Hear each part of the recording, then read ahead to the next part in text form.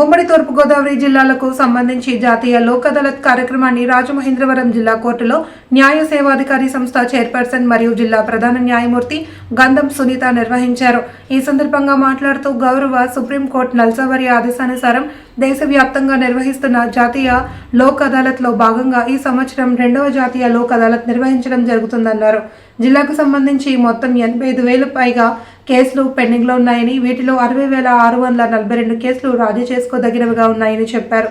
జిల్లా న్యాయ సేవాధికార సంస్థ కార్యదర్శి N Srilakshmi, bar association president Sobhanadri Sastri, civil judge B Padma, అదనపు senior civil judge K Prakash Babu, junior civil జడ్జిలు C Ramya, T Veera Raghavendra, junior civil judge G Srinivas Reddy, 6వ అదనపు junior civil judge K Mounika Rao, 7వ అదనపు junior civil judge P Babu, 9వ అదనపు జిల్లా జడ్జి ఎం మాధవి, 10వ అదనపు జిల్లా judge S Sunanda, principal senior civil judge SK Jani Basha తదితరులు పాల్గొన్నారు.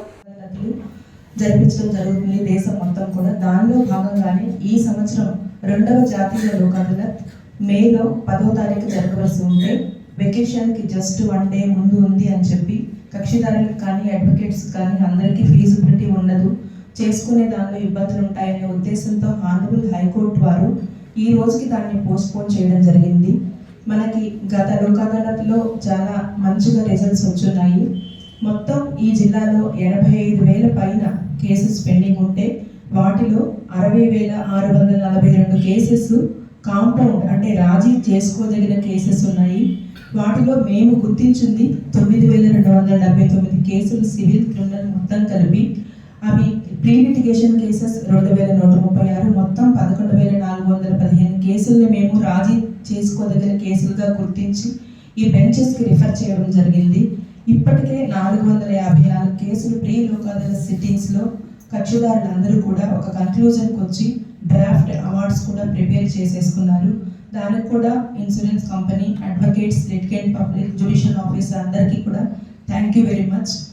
మాకు ఇప్పుడున్న కేసెస్లో 9,279లో సివిల్ కేసెస్ 2,073, క్రిమినల్ కేసెస్ 7,206, అలాగే మ్యాక్ట్ కేసెస్ అంటే మోటార్ వాహన ప్రమాదాల చట్టం కింద వచ్చే కేసెస్ 305 ఉన్నాయి.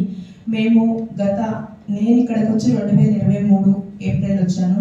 అప్పటి నుండి కూడా అడ్వకేట్స్ కానీ, లిటిగెంట్ పబ్లిక్, ఇన్సూరెన్స్ అఫీషియల్స్, మా స్టాఫ్, నాతో నా సహచరులు అందరూ కూడా అందించే సహాయం మేము ఎప్పటికీ మర్చిపోలేము. ప్రతి లోక్ అదాలత్లో అందరి బెస్ట్ ఎఫర్ట్స్ పెట్టి మనం ర్యాంకింగ్గా లేకపోతే దేనికోసమా అనేది పోటీ పడుతున్నామా అనే ఉద్దేశంతో కాకుండా జెన్యూన్ కేసెస్ కక్షిదారులకు వెంటనే వాళ్ళకి లాభం పొందేలాంటి రిజల్ట్ ఇవ్వాలి అనే ఉద్దేశంతో అందరూ పనిచేస్తున్నందుకు నేను మనస్ఫూర్తిగా మీ అందరికీ కృతజ్ఞతలు తెలియజేస్తున్నాను. దానిలో భాగంగానే నేను ఇంతకు ముందు కూడా చెప్పాను, గత సంవత్సరం చేపట్టిన 4 లోక్ అదాలత్స్లో 167 కోట్ల నష్టపరిహారాన్ని కక్షిదారులకు ఇవ్వడం జరిగింది.